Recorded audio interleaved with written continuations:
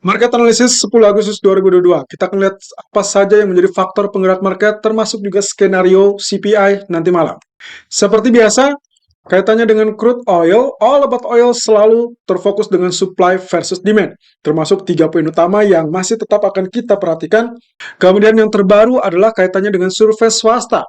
Inventory minyak Amerika menunjukkan peningkatan. Data dirilis oleh survei swasta menjelang data resmi pemerintah hari ini yang akan dirilis di jam 21.30 waktu Indonesia bagian Barat. Data menunjukkan peningkatan inventory yang berarti adanya penambahan pasokan. Harga minyak merespon dengan penurunan di level $90 per barel saat data ini dirilis. Pasca sebelumnya sempat mengalami kenaikan hingga 92.60 merespon berita dari Rusia. Sementara itu, kabar sebelumnya terkait dengan Rusia yang menambah derita Eropa dengan melakukan penangguhan aliran minyak di pipa Druzhba. Jalur selatan pipa Druzhba ini mengalirkan minyak menuju Hungari, Republik Ceko, dan Slovakia.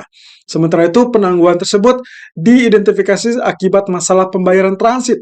Harga minyak sempat mengalami kenaikan merespon kabar ini, lalu kemudian berbalas dengan penurunan hingga level 89 ataupun $90 per barel setelah data inventory swasta tadi. Kemudian yang terlihat dari Inggris adalah rencana untuk melakukan pemadaman listrik di bulan Januari. Pemadaman listrik ini berpotensi dilakukan untuk rumah dan juga kalangan industri. Pejabat setempat mengatakan hal tersebut sebagai skenario terburuk karena sebelumnya Norwegia mengurangi pasokan energi karena curah hujan yang cukup rendah. Pemangkasan daya tentunya akan menjadi hambatan bagi GDP Inggris atau pertumbuhan Inggris dan juga iklim investasi di Inggris. Nah, terkait dengan data inflasi nanti malam dari Amerika, 19.30 ada perhatikan dengan ekspektasi 8.7% dan previous 9.1%.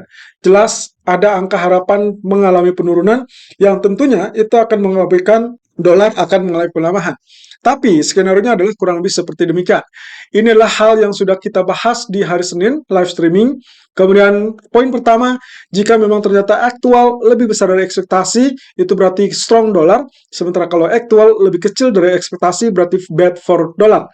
Kemudian poin ketiga adalah jika ternyata surprisingly atau secara mengejutkan aktual jauh lebih besar dari ekspektasi atau bahkan di atas previous 9.1%, maka itu akan very strong dollar, emas akan turun dengan cepat tapi diikuti dengan kenaikan ataupun rebound yang cukup cepat. Khusus nomor 3, jika data jauh di atas ekspektasi atau bahkan di atas previous atau bulan sebelumnya, maka kekhawatiran kenaikan suku bunga Fed di atas 50 basis point kembali terbuka.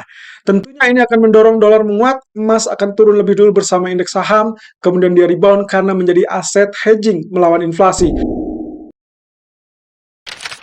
Beralih ke outlook DXY H4 dengan potensi triangle yang masih belum dipecah dan kita perhatikan di sini, so far dia mengalami pertahanan dari areal support ya. Jadi kurang lebih kalau Anda perhatikan di sini ada 3 poin utama yang sempat mengalami penahanan dan rebound. Nah, sekarang apakah dia akan kembali naik lalu kemudian rejection di resisten apa tidak? Karena di bagian resisten sendiri dia hanya mengalami rejection 2 kali saja. Oleh karenanya, kalaupun misalkan terjadi kenaikan, nantinya kita harapkan dia akan mengalami rejection lalu kemudian turun. Atau bisa saja justru dia akan mengalami kenaikan jika memang ternyata berhasil mengalami penembusan dari areal resisten. Nah, ini kemungkinan yang bisa terjadi karena memang triangle sendiri bersifat simetri. Nah, bisa saja kalau misalkan kita menggunakan parallel channel seperti demikian, maka saya tinggal tarik dari bottom, lalu kemudian nantinya akan membentuk zonasi seperti ini, dan berarti dia akan bergerak di antara resisten pertama sampai ke resisten kedua yang berada di titik 107. Oleh karenanya, ini masih berupa kemungkinan. Kalau memang ternyata data inflasi mengejutkan sangat kuat, maka break resisten inilah yang memungkinkan terjadi untuk lanjutkan penguatan dari US dollar. Tapi kalau memang ternyata data inflasi ini cukup rendah, maka break support lah yang kemungkinan bisa terjadi, bahkan menuju ke level support 105.08. Nah, jika diperhatikan dari grafik daily chart, justru kita melihat dari posisi candle yang sangat meragukan. karena posisinya ditutup dengan doji, apalagi ini masih cukup berimbang antara bearish ataupun bullish. Well, kalau kita lihat dari candlestick yang bagian ini di tanggal 3 Agustus, maka kita bisa asumsikan ini bisa saja terjadi penurunan atau next candle-nya akan berwarna merah. Yang berarti penurunan akan melejit sampai level 105.40 atau 105.20-an. Sementara kalau kita perhatikan dari US Treasury Yield ataupun bond yield kembali mengalami kenaikan walaupun dengan small candle, lalu kemudian juga shooting star. Kalau diperhatikan sebagai bullish candle, maka of course ini akan terjadi kenaikan yang cukup signifikan. Tapi kalau misalkan ternyata ini hanya mengisyaratkan terjadinya penurunan kembali, maka bersiaplah di sini akan terjadi rejection, sehingga nantinya kita harapkan dia akan kembali mengalami penurunan. Nah, kalau misalkan ini yang terjadi, maka kita akan mendapatkan dorongan untuk gold ataupun indeks saham di malam hari. Tapi apakah seperti demikian?